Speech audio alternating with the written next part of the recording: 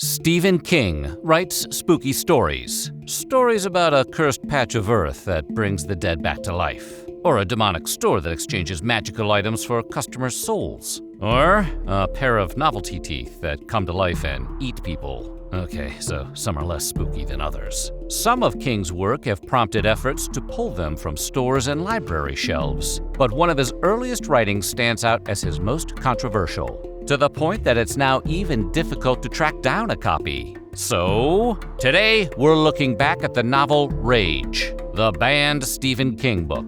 But before we get started, make sure you've subscribed to the Weird History channel. After that, head on down to the comments and let us know what other forbidden tomes you would like to hear about next. Okay, all bans and no books make King a dull writer. Perhaps unsurprisingly, from a guy who routinely knocks out 1,000-page novels like they were grocery lists, Stephen King was a prolific writer from a young age. By his own recollections, King started writing when he was just 6 or 7, at first copying panels out of comic books or summarizing favorite films before devising his own original characters and scenarios. He started reading voraciously after discovering the works of Richard Matheson and H.P. Lovecraft. And by the time he was in elementary school, King and his brother were already collaborating on their own newspaper, Dave's Rag, which they compiled via mimeograph machine. If you're under 40, ask your parents what that is. King had his first story published in 1965, when he was 18 years old and still attending high school. I Was a Teenage Grave Robber was serialized over 4 issues in the fan magazine Comics Review. That same year, King also wrote a novel, which he called Getting It On. The book was published over a decade later in 1977 after King had already embarked on a professional writing career. Retitled Rage, it was the 4th overall book King had published, but his first released under the pseudonym Richard Bachman rather than his own name. Like King at the time the book was written, lead character Charlie Decker is a high school senior in Maine. But here, the similarities largely stop. Unlike his bookish, mild-mannered creator, Charlie is troubled and violent. As the novel opens, he's expelled from school after striking a teacher with a pipe wrench and insulting the principal with profanities. Angered by his dismissal, Charlie goes on a rampage, grabbing a pistol and setting his locker on fire, and using the weapon to eliminate several teachers. Ultimately, Charlie takes an algebra class hostage. During the ensuing standoff with police, Charlie and his classmates use the opportunity to get to know one another on a deeper level, sharing embarrassing anecdotes and shedding light into their various difficulties at home.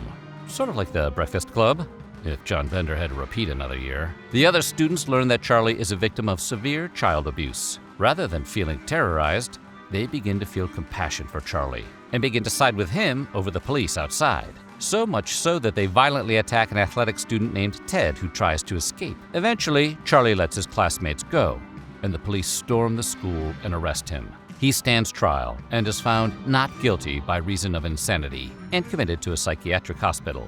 The book ends with Charlie addressing the reader directly from his hospital bed. At the time King wrote the book in 1965, school shootings remained a relative rarity in the U.S., though they were not entirely unheard of.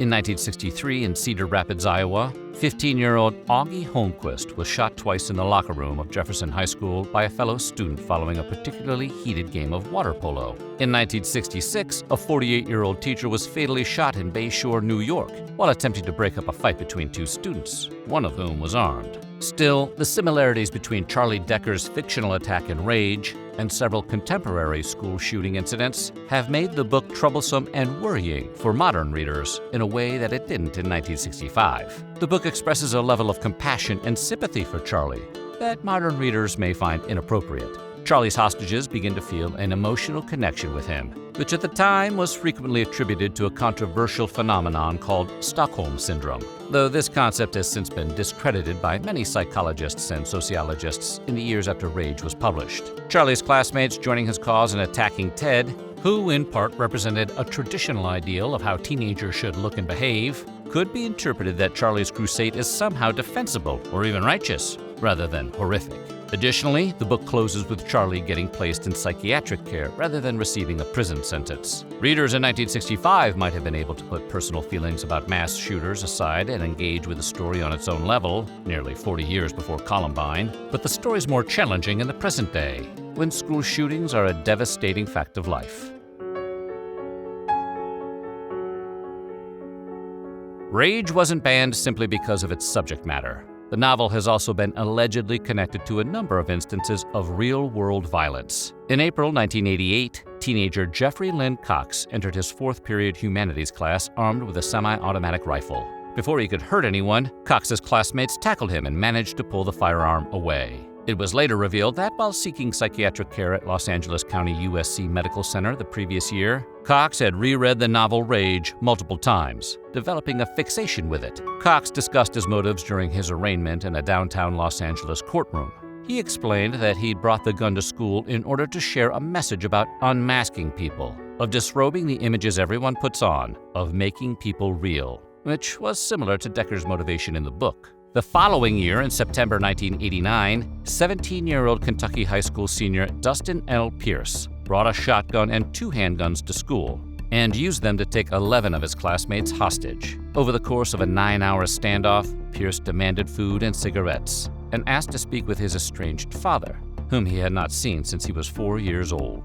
Eventually, authorities talked Pierce into surrendering and letting all of the hostages go without incident. A search of his bedroom later turned up a copy of Rage, which authorities assumed had partially inspired Pierce. On September 11, 1991, one day after his 17th birthday, Ryan Russell Harris of Rapid City, South Dakota, brought a sawed-off shotgun to his math class. After ordering his teacher out of the room, Harris held his classmates hostage, occasionally waving the gun around the room, pressing it against their heads, or firing shots into the walls, overhead projectors, intercoms, and other objects to scare them. A standoff with police lasted for several hours, during which Harris demanded and received a package of cigarettes. When Harris put down the shotgun and ordered to light one of the smokes, another student named Chris Eriks grabbed it and quickly started escorting his classmates out of the room. Police then entered and apprehended Harris. 2 years later, Gary Scott Pennington of Grayson, Kentucky, showed up at his high school with a .38 caliber revolver and fatally shot his English teacher, Deanna McDavid. The shooting was so sudden and surreal that many students assumed it was a planned sketch or exercise. Pennington then fatally shot 51-year-old custodian Marvin Hicks, who was reportedly trying to escort other students out of harm's way, before taunting his classmates. But Pennington eventually lost his taste for hostage-taking and began allowing students to exit the classroom in groups of 2 every few minutes. Ultimately, he let every student go and surrendered himself to police. Not only had Pennington read King's book Rage, he had actually written a paper about it for McDavid's class and was upset when he'd received a C grade. The paper had raised red flags for McDavid. She'd brought it up with several colleagues, concerned over Pennington's frequent choice of violence, death, and dying as subjects. Pennington later said he had not specifically targeted McDavid, but had merely intended to eliminate any 2 people he could find in order to become eligible for the death penalty. In 1997, a 14-year-old named Michael Carneal, also from Kentucky, brought a concealed shotgun and rifle to school with him. He hid the weapon inside a blanket and claimed it was part of an art project for class. He also had a loaded .22 caliber pistol in his backpack.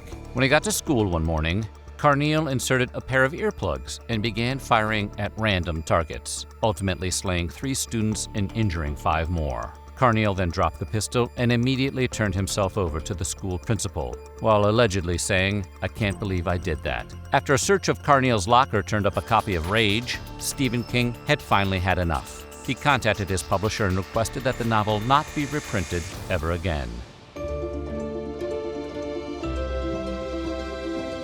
While Rage had been released as a standalone book by Signet in 1977, it was far more widely available in the 1985 collection, The Bachman Books, a collection of King's works published under the pseudonym Richard Bachman. New editions of the Bachman Books are occasionally still published, but they do not contain Rage. Rage has become so hard to find, original copies are now highly sought-after collector's items. Amazon lists original copies of Rage for as much as $5,000. And in 2013, Bookfinder.com ranked it as the #2 most in-demand rare book in its entire catalog. King explained his decision to remove the book from circulation while speaking to the Vermont Library of Congress's annual meeting in 1999, saying, "The Carneal incident was enough for me." He added that while he thinks artists and writers need to have the freedom to explore controversial or troubling subject matter and to draw on America's violent culture for inspiration, some works can have an excessively negative impact on influential readers, particularly young people. King also discussed his feelings about gun violence, and rage specifically, in his 2013 nonfiction essay, Guns. All proceeds from the piece went to the Brady campaign to prevent gun violence. So what do you think?